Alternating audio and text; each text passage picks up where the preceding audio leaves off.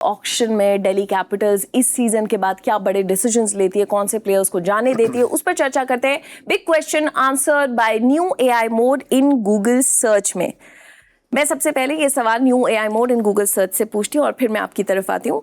क्या दिल्ली को 2027 के लिए अपनी टीम में बड़े बदलाव करने चाहिए? जिस तरह के रिजल्ट्स रहे हैं, जो कॉम्बिनेशंस बैठ नहीं पाए, उसके बाद सवाल बहुत सारे उठे हैं। तो क्या दिल्ली कैपिटल्स इस सोच के साथ जाएगी? विफल कप्तानी और रणनीति। 2026 सीजन में कप्तान अक्षर पटेल के नेतृत्व पर सवाल उठाए गए और उन्हें कहा गया कि ज्यादा आपको आगे का सोचने की जरूरत है। मैनेजमेंट में बदलाव। जेएसडब्ल्यू ग्रुप 2027 में आईपीएल पुरुष टीम का प्रबंधन संभालने वाला है, जो रणनीति में बदलाव लाता है। टॉप ऑर्डर में अस्थिरता दिखी है आपको, जब आप अपने कॉम्बिनेशंस को चेंज करते रहते हैं। केएल राहुल ने अच्छा किया, लेकिन उनके साथ आप किसको खिलाते हैं? असरदार खिलाड़ियों की कमी। टीम को करीबी मैचों में लगातार मैच विनर की कमी खली है। हमने इस सीजन जितनी भी टीम्स को जीते हुए देखा है मोहित, आपको पता है आपके पास डिफरेंट मैच विनर्स हैं, और जो सनराइजर्स हैदराबाद जैसी टीम का आप एग्जांपल ले ले, हर मैच में डिफरेंट मैच विनर्स हैं। दिल्ली कैपिटल्स के लिए हमें महसूस हुआ कि ठीक है आप केएल राहुल को देखते हैं, लेकिन फिर उनके अलावा आप कौन देखते हैं कि एक आदमी जिसको देख के लगे अच्छा ये मैच जिताएंगे आपके लिए? बिल्कुल। अगर मैं बहुत पहले जाऊं, शुरू से अगर मैं देखता हूं दिल्ली कैपिटल्स की टीम, और जो हम भी बात कर रहे थे, तो दिल्ली कैपिटल्स ऐसी टीम थी जो, अगर मैं 10 लोगों की बात करूं तो 8 लोगों ने टॉप 4 में रखी थी, क्योंकि इन्होंने जो ऑक्शन में टीम बनाई थी वो बहुत स्ट्रांग टीम थी। एक के बाद एक बंदे के पीछे एक बंदा लगाया हुआ था, और इसी तरीके से आप ऑक्शन में चलते हो। आपकी स्ट्रेटेजी यही होती है कि आपका मेन प्लेयर है जिसे आप कोर लगा के चल रहे हो, और एक उसके पीछे वाला जो रिजर्व प्लेयर है, अगर ये इंजर्ड हुआ या इसके रन नहीं बने तो उस प्लेयर को खिलाऊंगा। तो मुझे लगता है कि दिल्ली ने जहां लैग किया ना, वो लैग किया कि आप उस कोर को डेवलप नहीं कर पाए। जब किसी ने खराब किया तो उसे एक बंदे को आपने बहुत ज्यादा टाइम तक खिलाते रहे, तो वो जो मुहिम लाइन भी होती है ना, कि कब तक आपको उसे कॉन्फिडेंस देना है और उसके बाद कब आपको रिजर्व को लेके आना है, वो चीज सेट करनी भी बहुत जरूरी हो जाती है। तो ये मिला जुला एक सीजन सा रहा है। टीम बहुत अच्छी दिख रही थी, बट यस, अगेन पेपर्स पे दिखना और ग्राउंड के अंदर जाके परफॉर्म करना दोनों बहुत अपोजिट है। लेकिन हाँ, इन्हें कुछ टफ डिसीजन लेने पड़ेंगे। अभी भी काफ़ी सारी चीज़ें ऐसी हैं कि, क्योंकि अगेन सबसे बड़ा इशू इनके साथ ये होता है कि 2-2 साल का गैप है। अब अगले साल वापस से जेएसडब्ल्यू आएगी, जीएमआर के पास नहीं होगा, और आई डोंट नो कि क्या पावर होगा क्या नहीं होगा, कौन रहेगा कौन नहीं रहेगा, हमें भी नहीं मालूम है।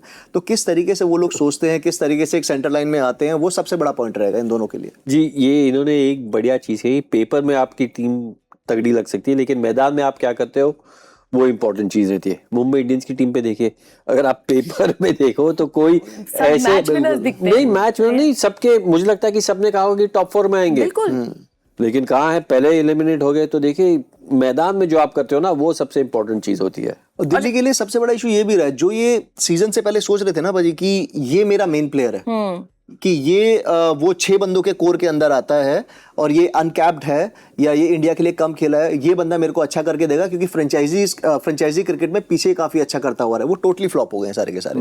वो 2-3 प्लेयर हैं, जैसे नीतीश राणा अच्छा नहीं कर पाया टीम के लिए, 10-11 मैच खेले होंगे या 7-8 मैच खेले होंगे। उसमें उम्मीद रखते हैं उससे कि being a middle order batsman आप आके कम से कम 3-4 मैचेस में अच्छा करिए। और उसके अंदर प्रतिभा है, ऐसा नहीं है प्रतिभा की कमी है, प्रतिभा कूट के भरी हुई है, लेकिन वो सीजन उसका उस तरीके से नहीं रहा। बॉलिंग का ऑप्शन उससे लगा के चलते हैं, अगर कुलदीप और अक्षर का सीजन अच्छा नहीं जाता है तो नीतीश राणा आके बॉलिंग करें, वो भी उसके लिए अच्छा नहीं कटा। तो दिल्ली के लिए तो ओवरऑल मैं यही बोलूंगा कि सीजन टोटली जो बोला जाता है ना कि कलेक्टिव सक्सेस देखने चाहिए बेसिकली किसी भी टीम को, लेकिन कलेक्टिव फेलियर हाथ में आ गया। और आप वो जब आप स्टेटमेंट्स भी इस तरह के सुनते हैं तो आप समझ सकते हैं, मोहित ने कुछ समय पहले कहा था कि सिंपली फ्रस्ट्रेशन दिखाई दी उस स्टेटमेंट में। कभी कभी आप वो कहना नहीं चाहते, लेकिन वो इस तरह से बाहर निकल आ जाता है। और उसका रीजन वही है ना कि आपके रिजल्ट्स जो कलेक्टिवली आप नहीं कर पा रहे एक साथ टीम के लिए। जी बिल्कुल। और आपने जैसे मोहित ने कहा कि ये टीम अगर आप देखो पेपर पे तो बढ़िया टीम है। इन्होंने जैसे इनके पास प्लेयर है, डेविड मिलर जैसे प्लेयर को मौका नहीं मिल रहा है, इससे पता चलता है कि कितनी तगड़ी टीम है। या फिर देखिए, कई अगर एज ए टीम डायरेक्टर ना, अगर आप वेणुगोपाल राव के स्टेटमेंट के बारे में बात कर रहे हो तो वो उनके मन में क्या होगा कि देखिए, जब उन्होंने 260 चेस किया था पंजाब ने, तब बैड लक देखी, इनगिडी को चोट लगी थी और साथ में थे, बॉलिंग कर नहीं पाए। तो वो एक बड़ा इंपॉर्टेंट मैच था। 2 पॉइंट अगर इनगिडी बॉलिंग कर सकते थे, शायद वो 2 पॉइंट मिल सकते थे। फिर फ्रस्ट्रेशन ये भी होगा कि जब डेविड मिलर ने वो गुजरात के खिलाफ रन नहीं लिया, सुपर ओवर नहीं, वहां भी 2 पॉइंट मिल सकते थे, इतनी क्लोज मैच थी।